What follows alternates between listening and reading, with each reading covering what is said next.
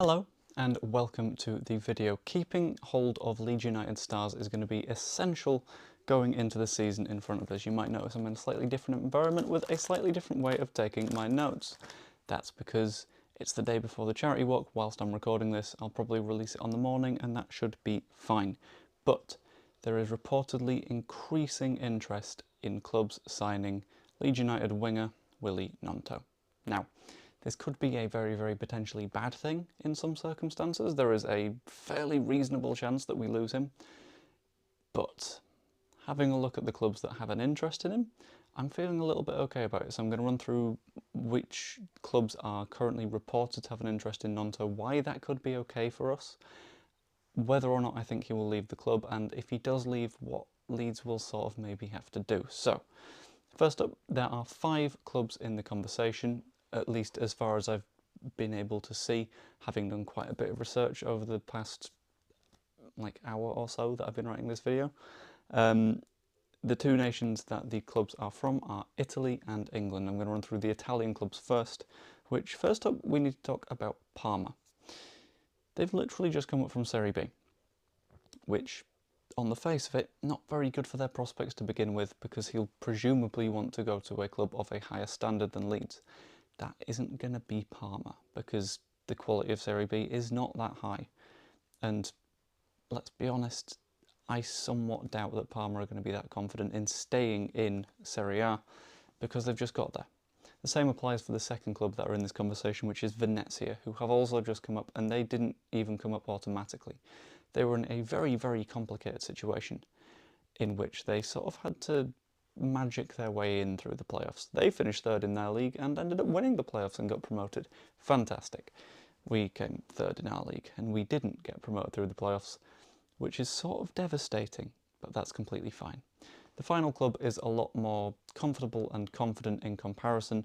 The final club is Genoa, who are also in Serie A right now, but were a little bit more comfy. So, specifically looking at their numbers, they came 11th in Serie A last season, but I had a quick look at their record signings, and signings they've already made this summer. So record signing for them was pretty good.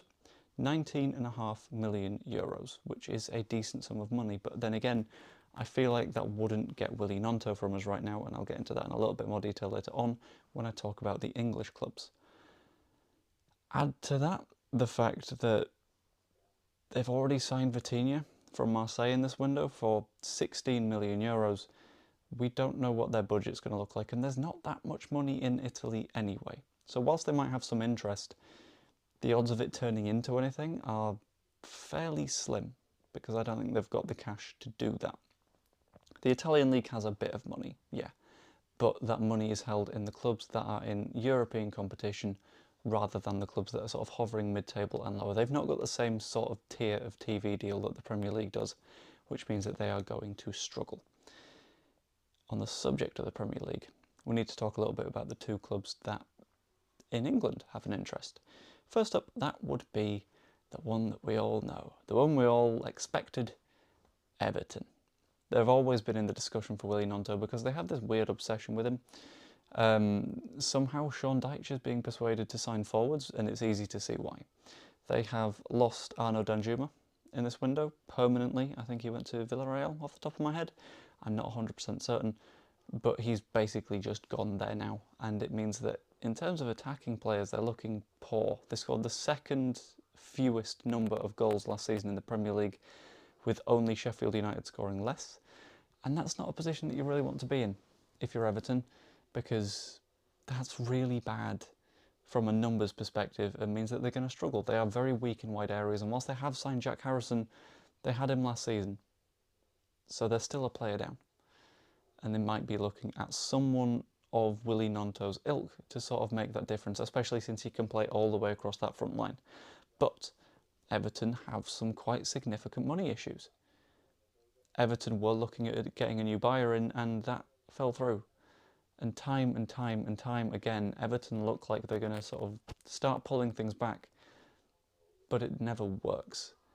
And that, I feel, could be a fairly consistent state of affairs for them that causes them problems for an extended period. And another club that has had some slight PSR issues over the past year that has an interest in signing Willie Gnonto is Newcastle. So, start of the window, or at least I think this has been confirmed, I'm not certain, but Miggy Almiron going to Saudi Arabia has been on the cards for quite some time, which I understand from Almiron's point of view, like it's a big payday for someone that is not a top tier footballer. Well, he is top tier, but he's not like world class. So that's a pretty good move for him, in my opinion, and as a response, Newcastle are sort of looking for someone that's versatile. So if you look at their side, they've got Callum Wilson, who can play up top, constantly injured and potentially moving away. Almiron played on the right a fair bit. Both of those are positions that Gnonto can play, and he can also play over on the left. And that means that it's adding up to being a sort of player that Newcastle really want and need, which is dangerous for us. But according to reports, Leeds United quoted £25 million for Newcastle to be able to sign Willy Gnonto. That is firmly in the territory of it's going to take a lot of money to move him on. And I don't know whether or not clubs will find the value in that, and if clubs are unable to find said value, then we're in a pretty good spot.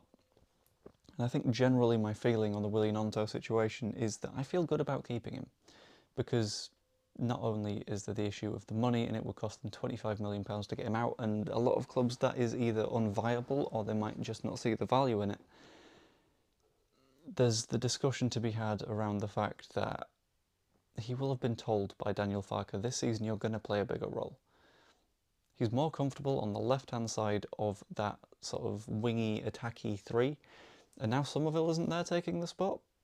It's perfect for Gnonto to take. He has got the opportunity right now to have the breakout season that every single winger wants to see.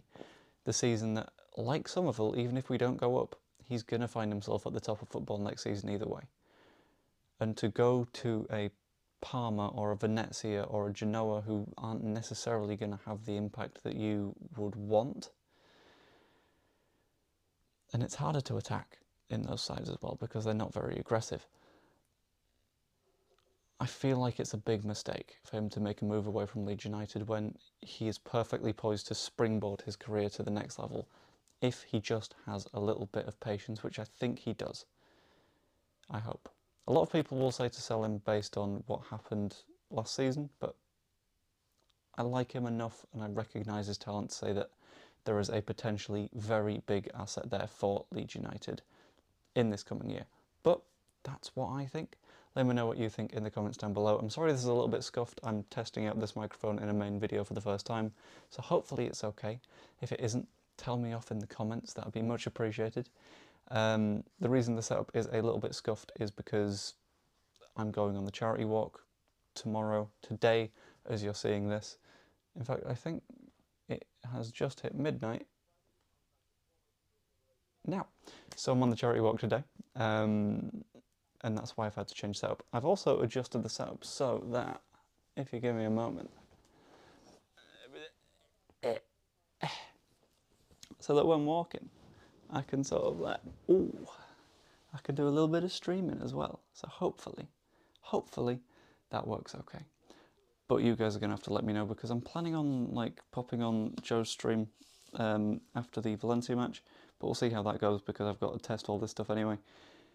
I'm blabbering now, but it's fine. Like, subscribe, comment, all that fun stuff, and I will see you later. Ta-ra.